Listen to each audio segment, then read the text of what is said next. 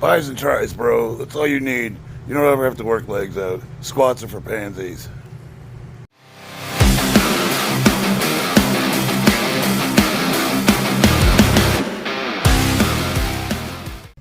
All right. I woke up and as of this morning, I passed the 2,000 subscriber count. Holy crap.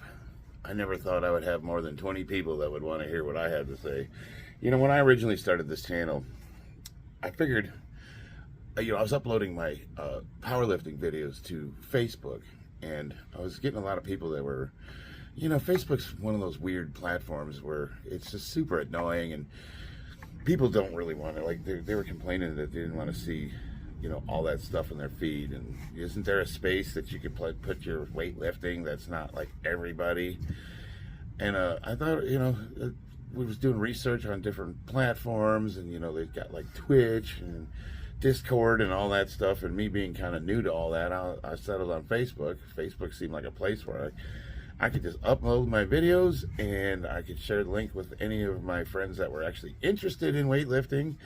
And I figured that's all it would be. It was just a close group of friends that were interested, and it was during the COVID thing, so the gyms were shut down and we weren't training together anymore. So it was just a way to stay in touch with everybody and keep everyone posted on updates. I never, ever thought I would have more than 50 people that cared about what I had to say. One day I just started ranting into the camera, and I found it extremely therapeutic. And I figured if I posted it on YouTube, no one would see it. You know what I mean? It would just be me speaking into the ether. Lo and behold, you guys are awesome. You guys have turned into my de facto training partners. Like I've literally competed four times since I started this channel. And each meet, each competition, I have done better than the last, and I'm going to turn 50 next month. And at my age, I am still making progress in the weight room. That is incredible. It's unheard of. At guys my age, it's just crazy. A lot of guys will say, well, you're on a bunch of steroids. Well, yeah, but even guys that are on a bunch of steroids at my age don't make the progress I've made. So I think I've almost discovered, I don't know, it's almost like coaching by collaboration. And recently I made the decision to state my opinions on Warhammer. I've been following along with all the stuff for the last couple of years, and I said I'm not going to get into politics. I'm not going to start ranting about the woke nonsense, the DEI, and I just one day couldn't take it anymore, so I made a dedicated video to that specifically, and now it's changed my channel completely. Again, I thought that I would lose a bunch of subscribers because I thought the people that were into weightlifting would not care about Warhammer, and as it turns out, nerds with muscles, you are my people. And there's a lot of you, and we're all coming together. I've learned lots of lessons. Now, one thing I have learned is the antagonists on the gaming side are way different than the antagonists on the weightlifting side. Weightlifting's pretty niche, and even a large weightlifting channel can only expect to have maybe a couple 100,000 subs, and that's a really successful channel. There's a couple out there that do really well, but I find that they're more marketing themselves as people than the actual sport they participate in. And so the point is you don't expect weightlifting to be that big ever, even if you're super successful.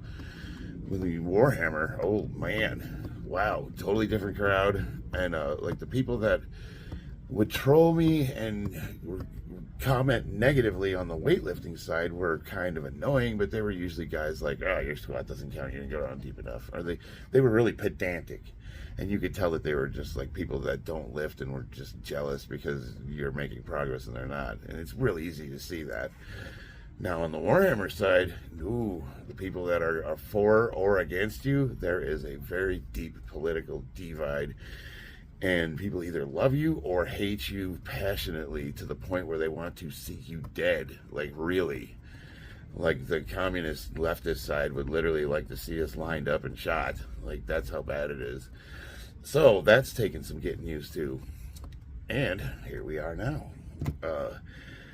I'm having the time of my life. In this video, I am painting my Outriders and my Vulcan Heaston. Now, here's a guy that needs a model update. this guy is made out of what's called fine cast. Now, I didn't know what fine cast was, and it's their resin. And I got to tell you, it sucks. It's horrible. I accidentally cut off a detail on his spear, which I thought was, just a piece of sprue. And I was really bummed out when I saw the picture of it all fully painted, and I realized, like, oh man, I cut off a piece that's supposed to be there. Now, no one's probably going to notice it, but it's like having a small dent in your car. No one might see it, but it's there, and it's the first thing you see every day when you get in it. And that's how I feel about that. It's like, yeah, I'm going to paint it up, and probably no one's going to notice it's missing, but it's just, God, like, my eyesight's starting to get bad. Now I can see perfectly fine, but I've noticed that I'm having difficulty focusing on really, really fine detail. So I have to use this magnifying glass and some other tools that I have. If you guys have any suggestions other than going to get glasses, I guess. I've had 20/40 vision my entire life, like better than perfect. Really, like I could have been a pilot. I've had perfect vision. And just now I'm noticing, man, at night things are fuzzy until my eyes adjust, and I'm having, the cracks in the foundation are showing up. I'm doing pretty good for my age. I'm really physically fit. I could keep up with a lot of guys that are younger than me, but I'm noticing some things. Man, I don't know. Father time comes for us all, man. We can do our best to, fight him off, but in the end, but you know what? You either live, what's the saying? Either live with it or die from it. That means, adapt, adjust, overcome. That's the old Marine saying, adapt and overcome. We don't quit. We don't stop. We figure it out. We figure out a way to go over you, around you, or through you until we get to our objective. Same with me. I'm not going to give up. If I have to buy some of those big giant goggles that you put over your head that are like telescopic or something, I'll figure it out. But yeah, all you guys that are my age or around my age, do you guys have similar issues? Do you find that your really, really fine motor skills are suffering a little bit? Where I used to have I can manipulate super fine objects. Like I'm having difficulty like marrying things up. It's just like, But hey, man, this is what we got. This is what we have to work with. Now, the thing I wanted to talk about this morning, I don't want to say culture war, but there is a divide in the, we'll say, games, entertainment industry, games, video games, tabletop games, comic books, movies, nerd culture, we'll say, across the board. There's a very big rift. And my goal was to discover why it exists, seeing as that the representation of the populations are so skewed. It's such a tiny amount on one side and such a huge amount on the other, but the large side is being demonized and made to look like we're tiny, and the tiny side is blowing up and made to look like they're the majority of the population. I didn't really have any comments to go over this morning, but there is one that I got from this channel called Knee Pain. And you guys have to check this guy out. I stumbled upon him quite by accident, and he's like me in a way that we're both Gen X. I don't know his age, but he looks like he's around my age, maybe younger. And we both just kind of talk into a camera and share our thoughts. And we have insights based on experiences with the topic. But his are amazing because he used to work for Lucasfilm. Holy crap, his insights are amazing. And he's kind of got that deep golden voice like I do, except for mine's all raspy from construction dust and years of abuse, and his is still beautiful like a radio. You could just go to sleep to it, you know what I mean? So it's just, I found that watching his content was awesome. It's just good content. You guys got to check him out.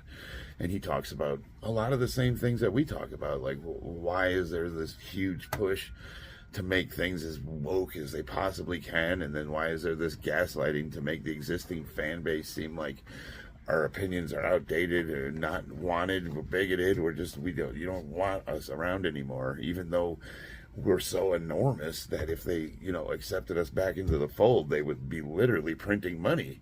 It just doesn't make any sense. But he's got some insights that really, really clear things up, and I found it immensely helpful and useful, and it was just nice to see a guy like me.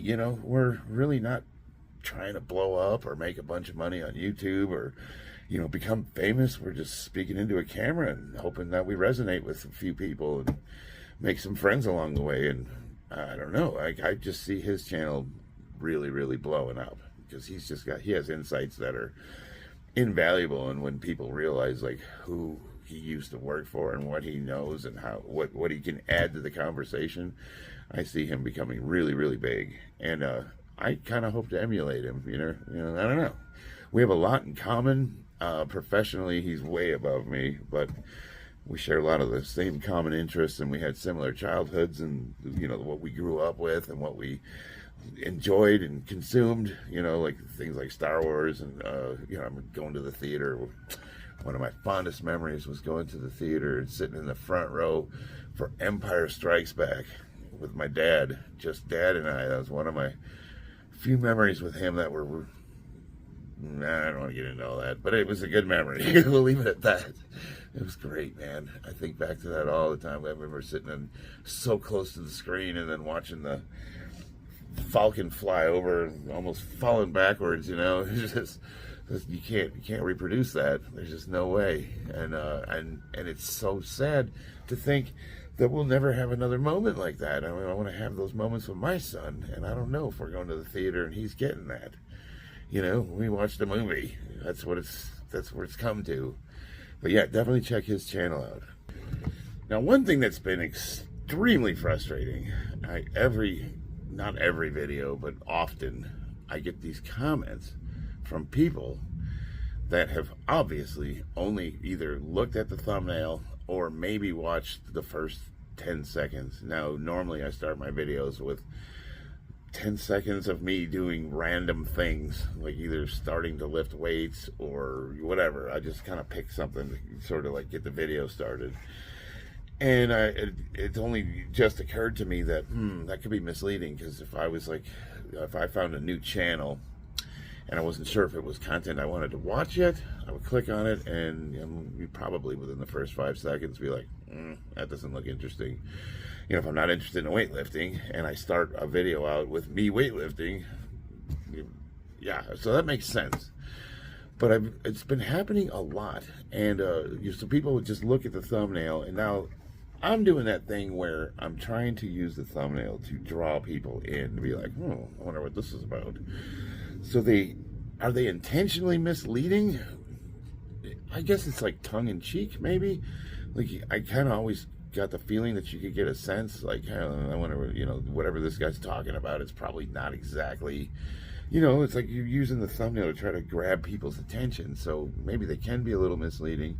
The point being, I know that people do this, so when I look at a thumbnail, I usually read the title of the video and look at the thumbnail and go, oh, okay, this is going to be them talking about controversy X or a presentation about whatever.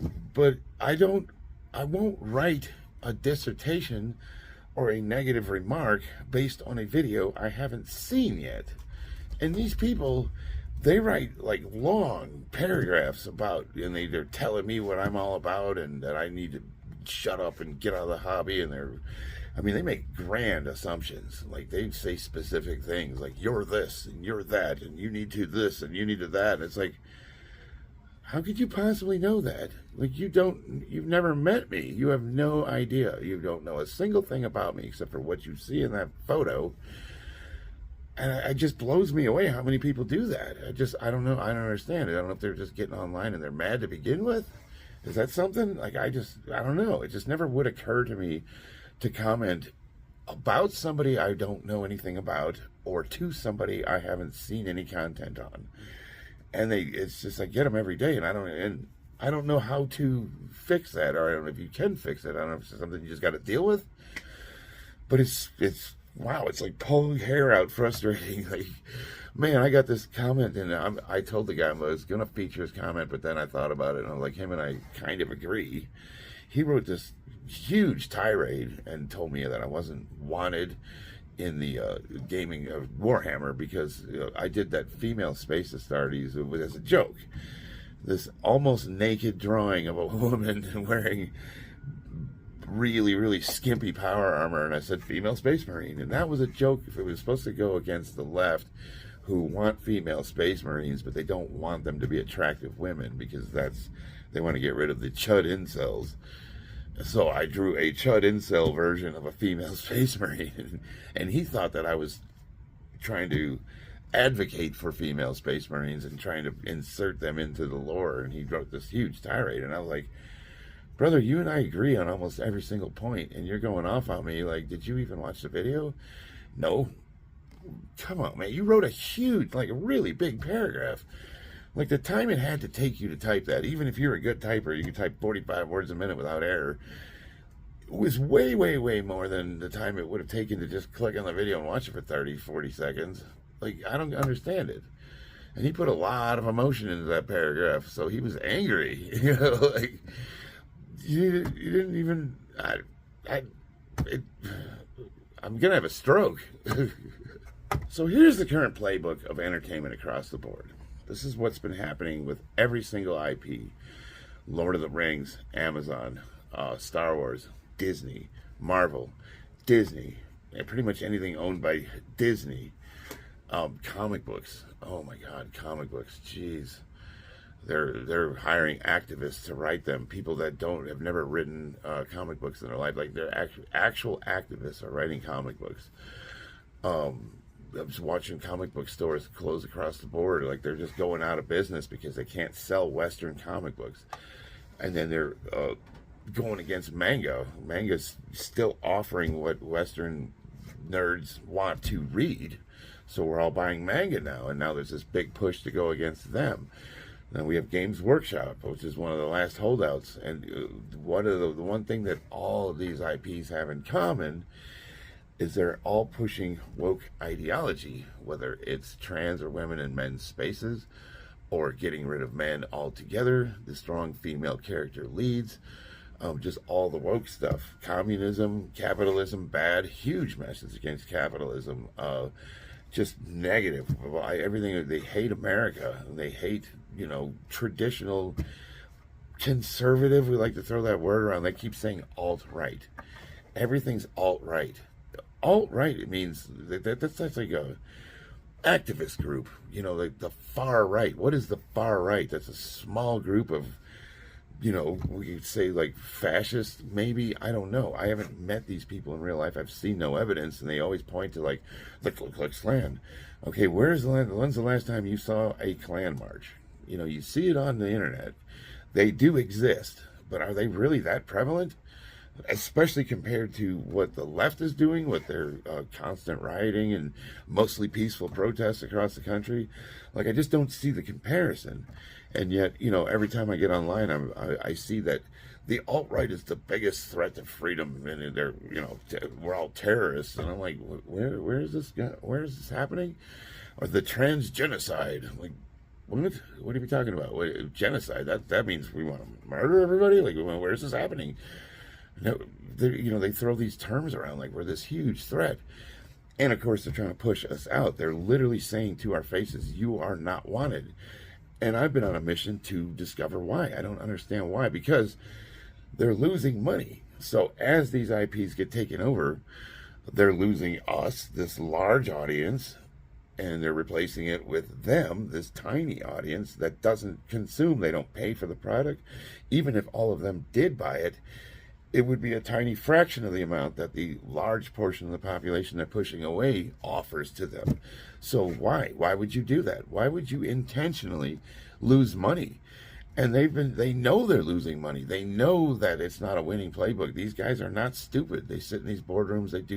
They have analysts. They're looking at stocks. They look at the numbers across the board. They know that when they make these choices, they're going to lose money. So why? Why would they do that? Why would you intentionally bankrupt your own company to push a message? The message is really frightening. It's disturbing. I remember the late 90s, early 2000s. I could play with you, and it didn't matter what your gender was, or if you were trans or straight, gay, bi, black, white. We didn't care. It wasn't part of the parlance. It wasn't part of the conversation. there was a lot of group prejudice, and when I say that, I mean, like, say I'm walking down the street and I'm in a neighborhood I don't know, and I see a group of people that are a different ethnicity than me, and they're coming my way, and they're all thugged out. Yeah, I might have a little bit of prejudice in that I'm thinking, are these guys gonna kill me? And is that prejudice? Is that racism? Well, I'll tell you this, when I'm walking down my neighborhood and I see a group of white people all thugged out, young kids, I'm thinking the exact same thing. So it's more like you use your discernment, and it's an evolutionary built-in thing that keeps us, it's a survival thing. We are hardwired to get used to our little groups. And if you think about it, like way back in the day, well, I don't think groups of us got bigger than 100 people, and we're designed to be in those tiny communities. And in those tiny communities, things like communism could probably work. You know what I mean? All your collectivist ideas, that would probably work in a little tiny group. It doesn't work in a huge society of 300 million people where somebody has to force this ideology on everyone else, and the only way to force it is to use force, if you think about it. So you're setting yourself up for something that has to be tyrannical. Even our supposedly democratic system, which has more socialism than socialist countries, has to be done by force.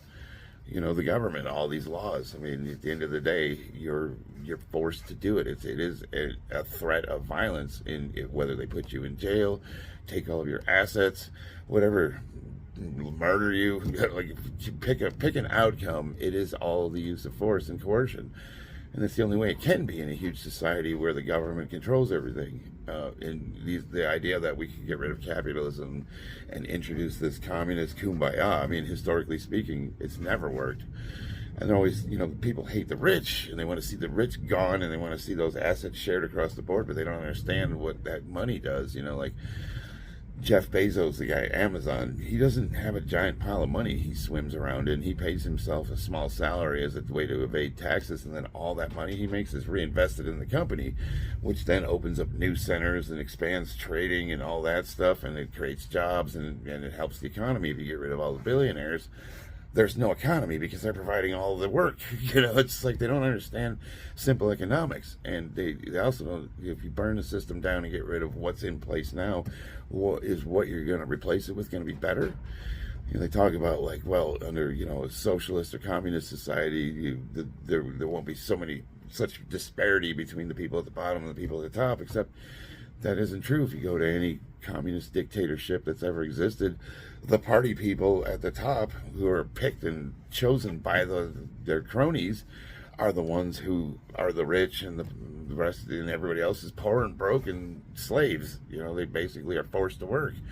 So it's like, it's the same thing. It's just different rules. It all settles out to the same in the end.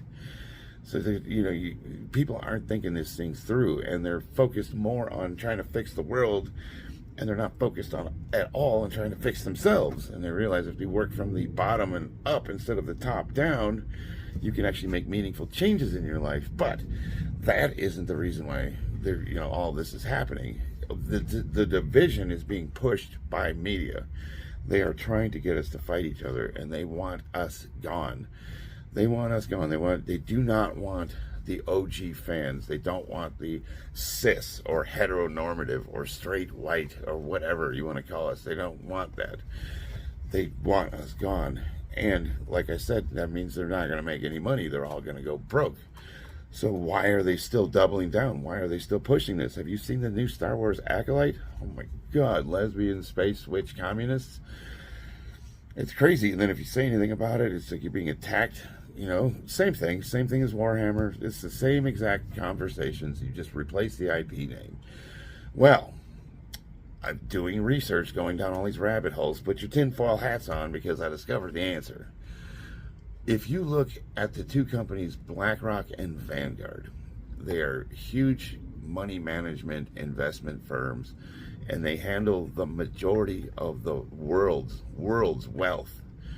Most large companies, corporations, anything that's publicly traded, has them as either investors or shareholders, or they're outright managing these companies completely. And as the world's largest money management firms, they're also providing all the funding for this. So think of it like the new Star Wars Acolyte. Disney's not paying for that. BlackRock is. So the only way to get money from these companies is to play by their rules. And they have said online, there's been interviews with Larry Fink, the CEO of BlackRock, and he stated that they are going to force them to change. They're either going to change or they're not going to make any money. So these companies have to push this ideology. And they're going to continue to push this ideology because they're going to continue to get funding for it. They don't care if they make money. They do not care if they are not profitable, because what this is indoctrination of the youth. They want us gone, and they want to focus on the youth. They want to make this normal for our kids and their kids who are coming up. And yes, it might take 5, 10, 15 years, but they believe that those generational changes will be made. And by that time, we will all be gone and out of the way, and then they can mold our society into anything they want, which is essentially part of this one world system that there's a push for. It won't happen in our lifetimes. We are going to continue to have to suffer this nonsense. It's just the way it is. The only thing that we have is our voices. So we have to speak up against it, and we have to give our opinions. Now, obviously, if it's, violent or angry or threatening, it's going to be blocked. You're going to get kicked off of these platforms. You're going to lose your voice. So you have to be kind of, we got to be cool about it. We talk to me. You know what I'm saying? Keep it civil. I also found the way around the YouTube speech police is to expand your vocabulary. So if you acquire a higher vocabulary and your parlance and diction expands, YouTube doesn't pick up on certain words. It's like I found by speaking a certain way, I can say what I want to say without getting flagged. You know what I mean? But unfortunately, because of the education that these kids are getting, most of them don't understand a word I'm saying. So it's lost on them anyways. It's like if YouTube doesn't understand it, they're not going to understand it. It sucks, man. And, I have kids that are in school, so I'm very much involved, and I see what they're doing. They're teaching these kids to read. They don't use phonics anymore. They don't use phonics to sound words out anymore. They are teaching our kids to read by sight, which means that they're recognizing words by sight. But if there's a similar word that they don't know the meaning of, they have no idea how to say it, spell it, or what it means. So what's often happening is my kids will read a paragraph, and I'll ask them to explain it to me like a book report, and they don't know what they've just read. Now my kids, because of Mama and her, she's dedicated, they read pretty good. Their reading comprehension is way above normal, but their classmates are reading 3, sometimes 4 grades below them. And I was talking to some of the teachers, and some of the 7th grade students are it's common for them to not even be able to read at a 4th grade level. And that's all schools across the country, unless you have the money for a private school. So it's being done in schools. It's being done across our media. They're normalizing all of this so that when these kids get to our age, it's just part of their lives. It's the way it is. I have a lot of comments when I talk about how important it is for men to have men's spaces, because that's how we bond when we grow up. Like the scouts, we used to go camping with your uncle, go shooting, go hunting. And the kids, a lot of the younger guys were saying, we don't have that in our lives. I don't even know what that means. You keep saying all these things, and it's like they don't have the context to understand why that's necessary, so they don't see it as important. So that we are just going to lose, because we're going to get old and we're going to die, and eventually we'll be replaced. And it's unfortunate, because that's going to mean the end of this great experiment that we call America. It's freedom, baby. And we are just doing our best to preserve what's left of it. The only thing you still have is your voice. You can still speak freely. Obviously you're censored by platforms like YouTube and whatnot, but, they own the platform, so they can dictate what we can or can't say to a degree. But as much as possible, you have to use your voice. You have to speak up against it. If something bothers you, like female custodies, and you get railed on by this small group of ideologues, you got to stand your ground. You can't be like, oh, I suppose you're right. No, your opinion is valid. It is your opinion, and there's nothing wrong with having a different opinion. They can call you a bigot, they can call you a chud, they can call you an incel, they can call you all you want, but at the end of the day, we're still way more than half of the population, 70%. No, more like 95% if you integrate all of the ethnic groups into one giant pile and you look at the breeding population, which is straight versus not, it's like 4% versus 95%. Think about that. Man, I did it again. I was going to try to keep this video like no more than 20 minutes, and I just got to ranting. God. 2,000 subscribers, guys. Hey, if you made it this far, make fun of something. Like, don't make fun of a shirt. I mean, that's sacred. You make fun of what's in the shirt. Say something about my earrings, or I don't know. Pick something. I want to hear an insult. Give me something to work with, people. I love you guys. I will see you on the battlefield.